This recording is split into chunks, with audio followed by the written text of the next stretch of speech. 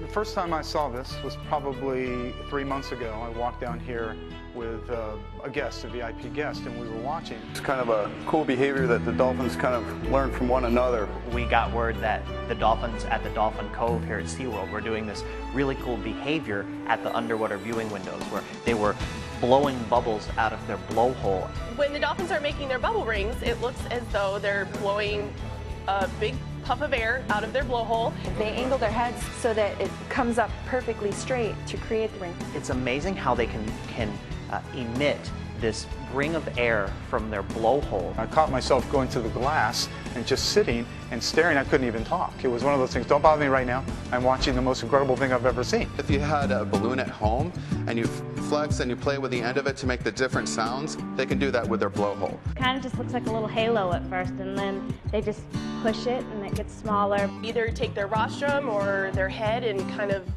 move it in a circle to make it bigger.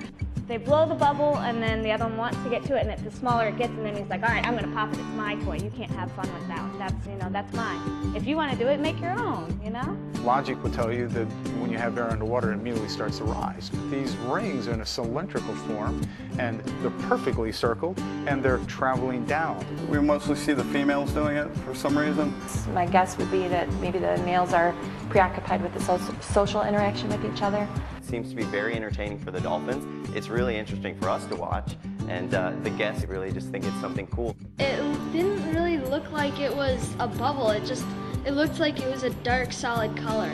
Yeah. And like a snake, and you couldn't really see the bottom part of it. Several years ago, there may have only been 1 or 2 that have done it, so it seems that either other animals are catching on or they're being taught how to do this. And this is just not blowing out a bubble of air. They've had to watch and learn the process and the technique of being able to take this bubble ring and to hold it underwater, to spin it, and to really manipulate it. I really hand it to these animals just how quickly they learn something as complicated as that. As you saw with the bubble ring, it kind of created a little bit of attention from the other animal, and kind of was like, hey, wait a minute, what was that? How did you do that? That may be an animal that may not necessarily know the bubble ring yet, and again, it just kind of piqued his interest. Down here, it's one of the best places to watch dolphins because what you're seeing is their natural behavior.